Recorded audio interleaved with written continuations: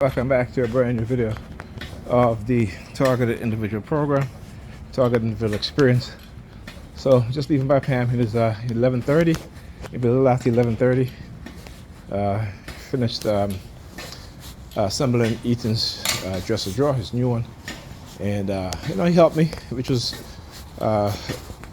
perfect because I didn't have to get on my knees in order to assemble certain things. So having him to help me was a great thing.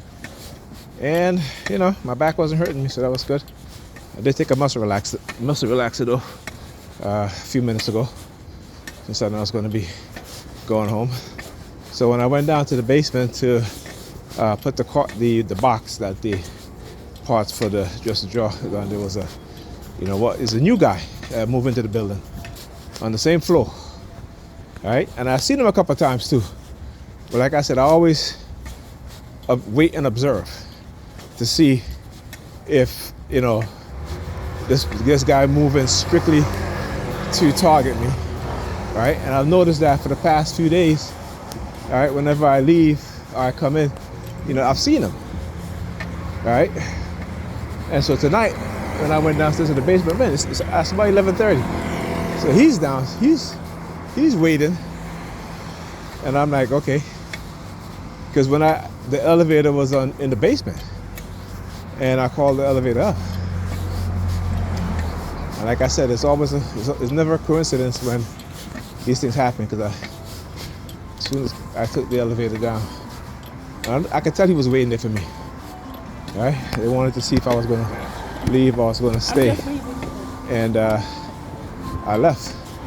I wasn't staying. I'm not doing that anymore. Unless it's absolutely necessary. Right?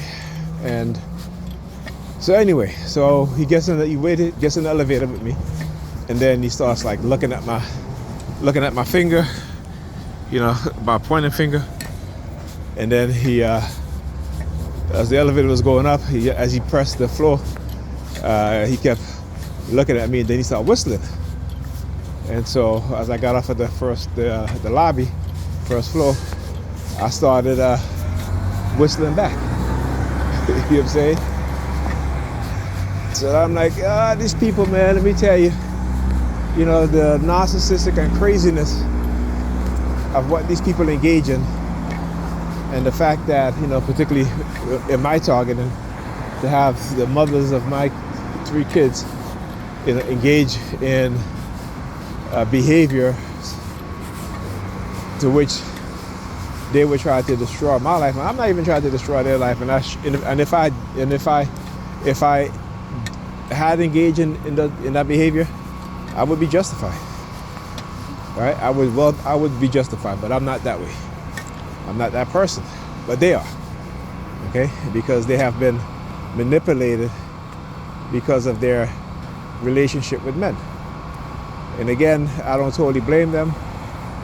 Like I said, I don't totally blame us as black people, as black men and women, because I know exactly what is being done, what has been done. And so educating young people on the war waged on us by white supremacists, and white supremacy is important, that they know these things from their young. All right, so tonight, for example, I had Ethan help me assemble his dresser drawer and explain to him what parts goes where, and what he should do, right? So I keep telling myself, I don't want to. You're not going to be in your 20s and not have information and knowledge. That's not going to happen. Okay? And then at one point, they had him and my son Ethan and Pam targeted me. And I just kind of ignore it, because again, I understand what's going on. I'm not about to get upset over that shit, because there's nothing I can do about it except expose it. That's what I'm doing. And like I said, particularly with Ethan having pain in his right biceps, his left biceps, which is the same pain that I was having when I'm being heavily targeted and being hit with directed energy weapons, right? also he went to school this morning. He fell asleep on the bus, and he took the bus all the way to the last stop, right? So he had to call his mother to let her know what happened. And he went to bed early yesterday. Okay, so he went to bed around. Let me see. I think when I left yesterday, he was sleeping. Okay, and I left early, so he went to bed probably around 7:30 or so. So the fact that he slept, woke up at 6 o'clock, got on the bus, and fell asleep on the bus. Okay, to where to all the way to the bus, to the last stop on the bus, and have to call his mother, and then he had to get an Uber. She sent him an Uber,